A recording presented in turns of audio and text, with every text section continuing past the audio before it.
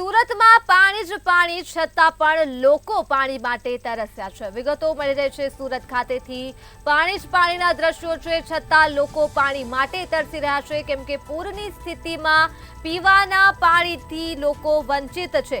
સરથાણા વિસ્તારની હાલત દયનીય બની ગઈ છે। લોકોને પીવાનું પાણી પણ નથી મળી રહ્યું। પીવાનું પાણી ચોખ્ખું ન મળતા સુરતવાસીઓ પરેશાન થઈ રહ્યા છે। ટેન્કર આવતા જ પાણી ભરવા માટે મહિલાઓની ભીડ લાગી હતી અને મહિલાઓ મોટી સંખ્યામાં પાણી ભરવા માટે પહોંચી હતી।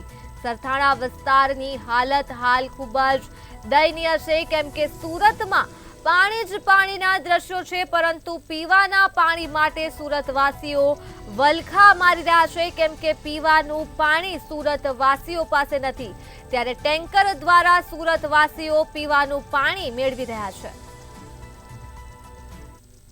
ખાટીપુર આવ્યા હતા ને તેને લઈને પરિસ્થિતિ ખૂબ જ વિકટ બની હતી। ત્યારે જોઈ શકાય છે સરથાણા વિસ્તારમાં જે પીવાના પાણી લોકો માટે ન હતા ને તેને લઈને ખૂબ જ અત્યારે પાણીના ટેન્કર આવે છે ભરવા માટે થઈને અન્ય સ્થાનિકો છે। આપ જણાવો બેન, કઈ રીતની સમસ્યા હતી? આ પાણી બહુ વાસ આવે છે, પાણીમાં બહુ શરદી ઉધરસ થઈ જાય છે, તે ભરવા આવ્યા। અત્યારે પાણી તમારી સોસાયટીમાં ઘૂસ્યું હતું?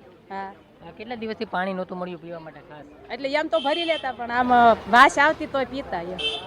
ચોક્કસ જે તમામ લોકો છે તે અત્યારે ભીડ છે તે સ્પષ્ટ જોવા મળી રહી છે, કારણ કે જે પ્રકારે પાણીનું ટેન્કર આવ્યું છે ને આ આસપાસના વિસ્તારમાં જે પ્રકારે જે પાણીની સમસ્યા હતી ને પાણીની સમસ્યાને લઈને પીવાના પાણી માટે થઈને લોકો વલખા મારતા હતા। ત્યારે જોઈ શકાય છે આ સોસાયટીની અંદર જે મહિલાઓ છે તો મહિલાઓ અત્યારે પાણી ભરવા માટે ખૂબ જ હેરાન પરેશાન થઈ ગઈ હતી ને પીવાનું પાણી તમામ લોકો પાસે ન હતું।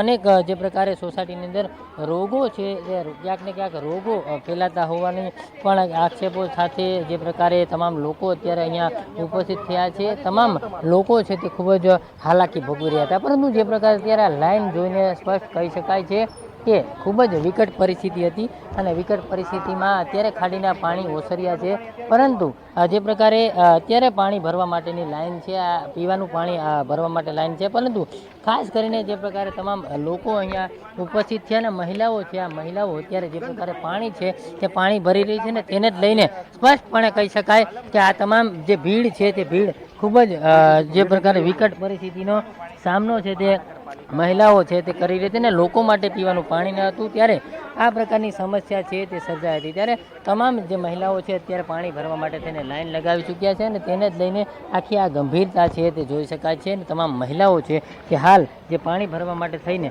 જે અત્યારે ટેન્કર આવતાની સાથે તમામ મહિલાઓ પાણી ભરવા આવી પહોંચી છે ને જે પ્રકારે જોઈ શકાય છે કે પરિસ્થિતિ ખૂબ કપરી હતી અને આ કપરી પરિસ્થિતિ વચ્ચે હાલ ખાડીના પાણી ઓસર્યા છે, પરંતુ લોકોને એટલા દિવસથી પીવાના પાણી માટે પણ તકલીફ વેઠવી પડતી હતી અને ઘરોમાં રોગચાળો ફેલાયો છે, ત્યારે મહિલાઓ જે છે તે હાલ પાણી ભરવા માટે થઈને પણ ખૂબ જ ભીડ લગાવી રહી છે। કેમેરામેન કેસી વગાસે સાથે દિવેશ પરમાર, મંતવ્ય ન્યૂઝ, સુરત।